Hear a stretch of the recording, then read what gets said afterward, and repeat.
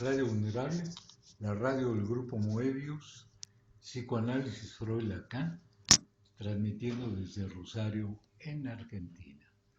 Doctora Dombrowski, ¿cómo está? ¿Qué tal, Luis? ¿Cómo le va? ¿De qué nos va a platicar ahora? Construcciones en análisis. Todo un tema. Sí, y yo creo, bueno, vamos a ver sobre el final de la charla, pero creo que ya con esto vamos a ir cerrando la locura, porque no, creo que ya... Porque si hace falta, ya ve, en estos tiempos. No, pero no le puedo contar la cantidad de gente que está entrando. A ver la locura. Sí, Y sí, a sí. escuchar, a leer las películas, los Sí. comentarios. No. Estábamos con el tema de las construcciones en análisis. Construcciones en análisis es un texto que escribe Freud, uno de los últimos que le escribe, que incluso está en el tomo 23, que se edita en 1940, incluso post-mortem. Y es un texto fundamental. Es un texto fundamental porque él lo que hace, que incluso quiero leer un parrafito, no gran cosa. Dice Freud, en la página 268 de Construcciones en Análisis, es una pregunta que él se hace y dice, ¿el proceso dinámico no podría ser en cambio que la pulsión emergente de lo reprimido aprovechase el extrañamiento respecto de la realidad objetiva para imponer su contenido a la conciencia, en lo cual las resistencias excitadas por este proceso y la tendencia al cumplimiento de deseo compartieran la responsabilidad por la desfiguración y el desplazamiento de lo vuelto a recordar. Y en efecto es este el consabido mecanismo del sueño, que una antiquísima vislumbre ha equiparado al delirio. Entonces, si nosotros pensamos, o sea, ¿qué es lo que dice esto? ¿Qué quiere decir esto? Que Freud dice que tenemos diferentes sistemas, ¿no? Diferentes, sí, son sistemas. Y lo que es placentero para un sistema es displacentero para el otro. Entonces, que hay uno que se encuentra sometido, pero a la vez es el que tiene toda la carga energética y eso tiene que descargarse de alguna forma. Entonces, la única forma de poder pasar a descargarse por el sistema que está más en la superficie, o sea, que tipo válvula de escape, es si tiene las condiciones dadas como para que no afecte la vida de relación de quien se trate, ¿sí? Entonces, en el caso del sueño, se trata que uno tiene cortado los accesos a la motilidad, o sea, al movimiento. Uno está descansando, no tiene dominio del sistema muscular como para poder moverse. Entonces uno produce sueños. Y para que eso no sea, porque justamente esas marcas profundas, ¿no? Son marcas con mucho quantum de energía y que de salir así abiertamente, directamente, porque son encuentros con lo real, encuentros con el entorno, digamos, que tienen que ver con este modo de relación al que los seres humanos apuntamos, que es ese a juntarme con el otro. O sea, esto de poder ser uno con el otro. Es esa tendencia desde que nacemos a poder ser uno, en este caso con das Ding, nos dijera Freud, con la madre, ¿no? En definitiva, estar apegados, pero uno tiene que ser separado de eso y esa separación no es sin angustia, no es sin, es del orden de lo traumático. ¿no? Esto. Entonces, esa tendencia al encuentro con esos objetos primigenios es lo que está vedado, porque justamente uno tiene que tender a tener su propia eh, subjetividad para ser uno un sujeto y que pueda andar por la vida, no estar prendido en lo anterior, por así decir. Estoy tratando de ponerlo en los términos más simples posibles, ¿no es cierto? Entonces, esa tendencia, esa separación que se sufrió, ¿no? Esa separación es muy fuerte, insisto, es del orden de lo traumático y sobre todo porque fue en los primeros años de vida. Entonces, esa tendencia tiene que ser desdibujada, tiene que ser disfrazada, tiene que ser de alguna forma cambiada como para que pueda uno, para que uno pueda descargar esa energía, ¿sí? Y uno pueda seguir durmiendo. Estamos en el caso del sueño. O sea, de lo que estamos hablando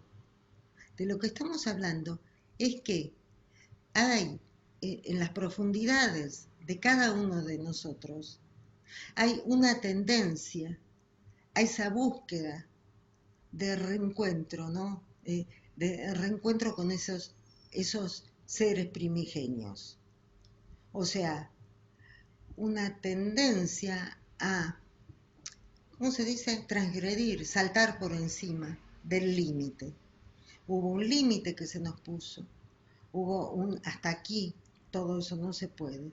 Pero es lo que nos dice Freud, que hay un deseo. O sea, es el deseo inconsciente que es el que genera, ¿sí? Esa, y esa tendencia a tratar de estar con el otro, ¿no? Esos primeros momentos, ¿no es cierto?, del recorrido de una vida. Es eso que uno no puede estar, ser uno, digamos que uno tiene que separarse, ¿sí? Sigue estando esa tendencia, sigue estando eso, ¿no? Ese empuje, digamos, a realizar aquello. Entonces, nos lo permite realizar en un sueño, justamente porque uno está durmiendo. O sea, uno está acostado, uno está, el contacto con la relación con el entorno no está dada en esos términos. Entonces uno sueña, ¿sí? El acceso a la motilidad nos va a decir Freud, y entonces ahí uno de alguna forma, aunque sea poquito, realiza ese deseo, ¿sí? Ese deseo inconsciente que tiene que ver con algo concreto y real que cada uno de nosotros sufrimos, que fue la separación, ¿sí?, de ese otro primigenio y que fue del orden de lo traumático, pero que realmente ocurrió. O sea, uno fue separado, ¿sí? Y entonces algo de ese orden se realiza por medio de ese sueño.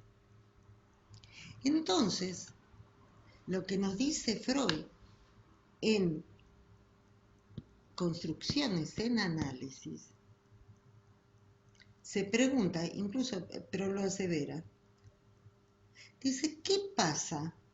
En el sueño uno no tiene acceso a la motilidad, o sea, a la realidad, ¿sí? Porque uno está durmiendo. No está consciente, o sea, bueno, podemos discutir eso, pero me refiero, uno no está del todo, uno como que sale, ¿no?, del entorno de la realidad, porque está durmiendo, por un mecanismo típico del sueño. O sea, hay un cacho concreto de realidad, de mi verdad,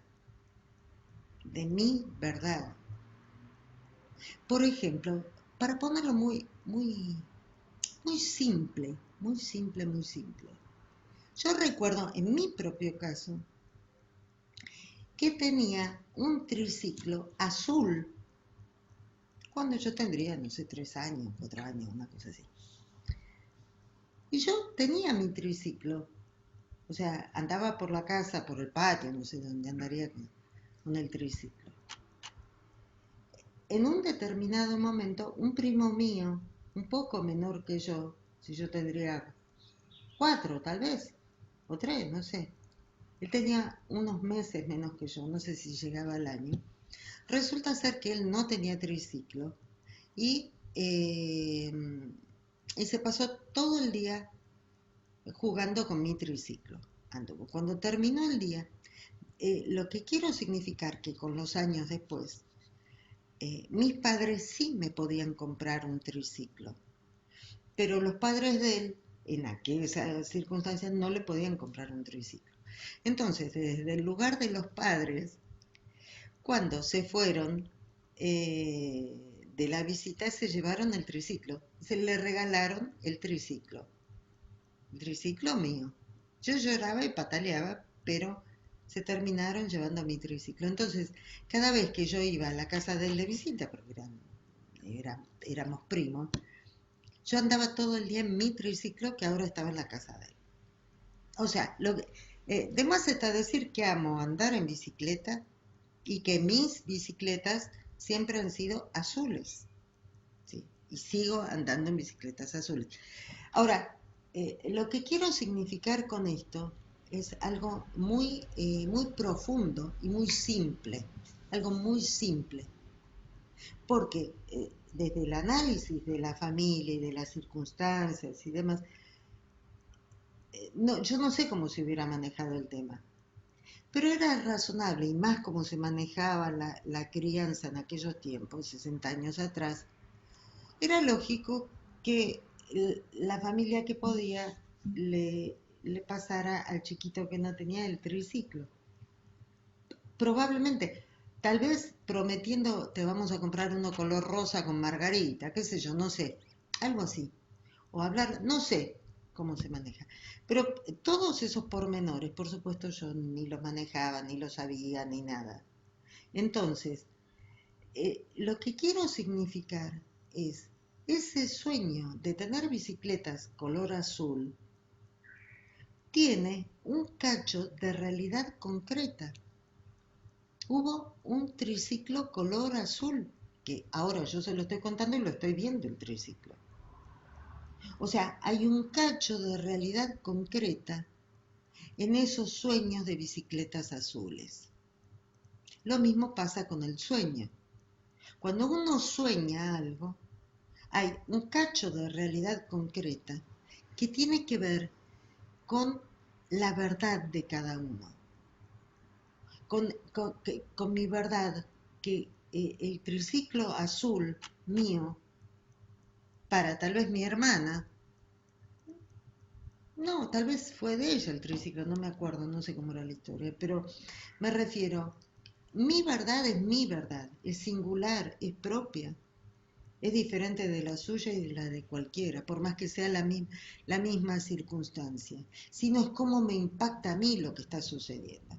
La típica, o sea, en una familia hay un hecho determinado y a cada uno les impacta de forma diferente. O sea, la verdad es de cada uno, pero es verdad, es el cacho de verdad verdadera.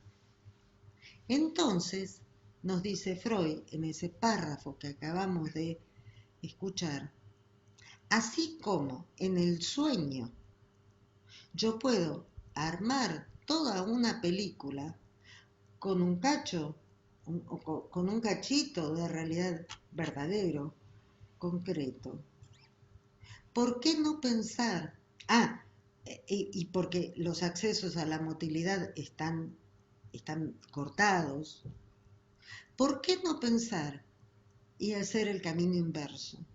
Que en el delirio de alguien que está presentando y su modo de relación es algo del orden de la certeza delirante, y nos está presentando un delirio, que es un relato, un delirio es un relato.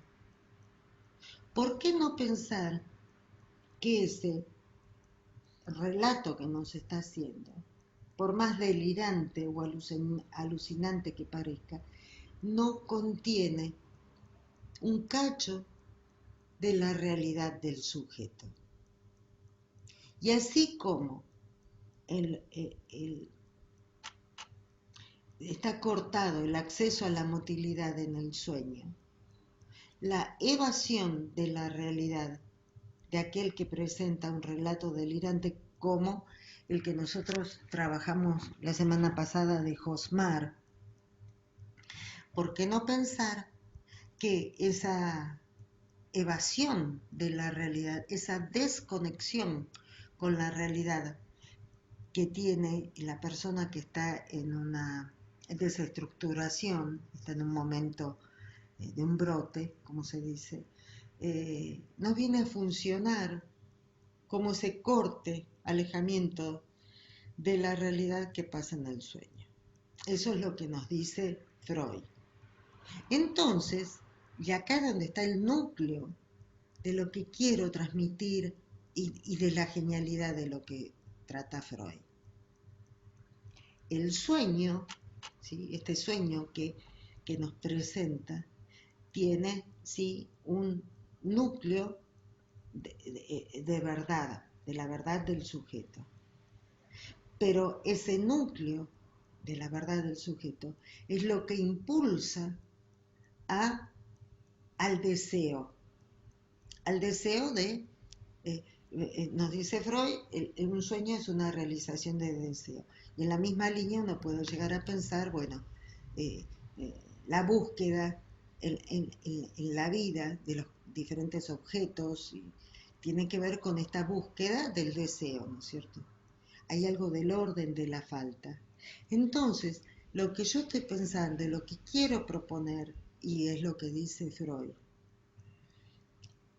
hay algo del orden del deseo. Cuando hablamos de deseo, de alguien que sueña o que lleva adelante, estamos hablando que hay algo del orden de la falta. O sea, hay algo del orden del límite, ¿no? Hubo un límite, en este caso estábamos hablando, que era la separación, el haber sido arrancado del otro primigenio para poder cerrar esa herida y seguir andando, digamos, y yo devenir un sujeto, ¿no? un sujeto deseante, ¿sí? Entonces, quiere decir que ahí hay algo del orden de la falta, algo del límite y del deseo de vivir, del deseo de salir adelante. Entonces, haciendo un paralelo con un recorrido delirante de alguien que está desestructurado, que no está bien, que está parado en una posición del orden del corte de los lazos sociales, que tiene toda la cuestión de la certeza y despliega un delirio. En conexión, digamos, ¿no? Ergo sería, si estuvimos viendo que el formato o los elementos de un despliegue delirante, ¿sí? tienen prácticamente los mismos procedimientos o elementos que en el despliegue del sueño. Y si en el sueño hay algo del orden del deseo y hay un núcleo de realidad concreta, singular, pero hay algo del orden del deseo que se instaura a partir de que hay una falta primigenia, o sea, me falta eso otro. ¿Por qué no pensar que en el despliegue delirante, ¿sí? A pesar de que está la certeza, a pesar de todo eso, vimos que hay un núcleo concreto de realidad, lo vimos con Freud. Y del mismo modo, ¿por qué no pensar que hay algo del orden, que es posible que se ponga en juego algo del orden de la falta, algo del orden del deseo, ¿no? Y justamente cuando uno está en contacto con su propio deseo, cuando uno está en contacto, está deseando, se siente que algo le falta y puede y busca, ¿no?, encontrar algo de ese orden, ¿no?, un objeto de ese orden, uno se siente bien, uno se siente feliz, uno se siente que está yendo hacia algún lado. Entonces, lo que estoy diciendo es, tal vez será posible con estructuras que tienen ese despliegue delirante, ¿no?, tienen esa producción delirante, tal vez podamos encontrar algo del orden del deseo en esa verdad profunda, ¿sí? Algo del orden del deseo, algo del orden de la falta, y de esa forma lograr que tenga una sensación de bienestar, de que está buscando ese objeto, ¿no?, está yendo en la búsqueda de ese objeto. Esta pregunta tiene respuesta, y la respuesta es sí. Y la respuesta, y volvemos creo que a la primera reunión, que es cuando el doctor Néstor Brownstein, ¿sí?, despliega justamente que quedarnos con... Él tiene todo un estudio, lo recomiendo en su página, ¿no es cierto? Quedarnos, que él nos dice bien claro, él lo demuestra en su estudio, que ni Freud ni Lacan nunca hablaron de estructuras, nunca. Que Lacan siempre habló de posiciones subjetivas. Entonces, el doctor Brownstein establece 3 tipos de posturas, posiciones subjetivas. La ortonoia, que es esa cuando uno se somete a lo establecido, no cuestiona, no tiene espíritu crítico, y como lo vimos ayer, ahora lo vamos a subir en la película La muerte de un perro. Como eso nos lleva a la paranoia, que la paranoia es el corte de los lazos sociales y la cuestión de la locura, totalmente la locura. Entonces, mientras que habría una postura que es la metanoia, que es esa que tiene que ver con un y por qué no. Pero me dicen esto, pero esto es tan así.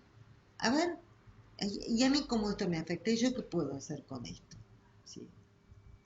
Entonces, si nosotros tomamos el abordaje, ¿no?, de nuestra clínica desde este lugar de la paranoia, la ortonoia, no, que dije la metanoia, ortonoia y paranoia, vamos a ver que en estas situaciones de las que acabo de relatar, podemos encontrar en personas muy, no débiles, pero digamos, que necesitan, por ahí se necesita la ayuda de la medicación, ya lo trabajamos ese tema de la ayuda de la medicación. ¿Por qué no pensar, ¿sí?, que estas personas con algún tipo de tratamiento, ya sea de medicación y psicoanalítico, se contacten y puedan armar su vida en relación a lo que desean, a su deseo, que es lo que nos hace seres humanos? Yo apuesto y sé que es así, o sea, apuesto a eso, y sería bueno poder darle la vuelta a esto. Entonces, pensar que cualquiera de nosotros, cuando estamos en contacto con nuestro propio deseo, cuando estamos en ese recorrido, podemos tener esa sensación de bienestar, ¿sí? Que podemos andar con la vida con ganas, ¿sí? Y que se pueden dar, como lo hemos demostrado a lo largo de todo estos domingos, hemos demostrado que cualquiera de nosotros puede caer en la desestructuración, podemos caer en la cosa loca, ¿sí? En la locura. Lo hemos trabajado en diferentes reuniones. Entonces, bueno, eso, ¿no? O sea, yo creo que el abordaje psicoanalítico tiene muchísimo que ofrecer, ¿sí? Sobre todo a estas personas que son etiquetadas, porque dar un diagnóstico es ponerle una etiqueta, ¿no? Ya que hablábamos de los judíos, es ponernos un cartel grabado a fuego, ¿no? Entonces, bueno, creo que es mucho lo que el psicoanálisis tiene para decir y para ofrecer, para mejorar el bienestar de los seres humanos. Bueno, con esto cerramos. ¿Cerramos? Sí. Nos queda nomás ahora, dentro de un ratito subimos La muerte de un perro, la película, una de las últimas películas que se han estrenado, que está en la red, no sé bien en dónde, pero bueno, se llama así, La muerte de un perro. Ahora subo los datos, ¿ok? ¿Y comentar alguna película? No le... Porque nosotros tenemos para comentar la película El cumpleaños del perro, ¿no? ¿No habría, no está metiendo comentarios de películas? Sí, todos los ¿Sí? domingos, sí, claro, Entonces, sugerimos esa película, también. que la vean, es Sí, mexicana, se llama El El cumpleaños. cumpleaños del perro. Me encanta. El cumpleaños del perro, que está en YouTube. ¿Mm? Bueno, Ok. Bueno, será hasta próximo, el domingo que viene. ¿Qué tema vamos a ver? Porque si ya estamos cerrando con la locura.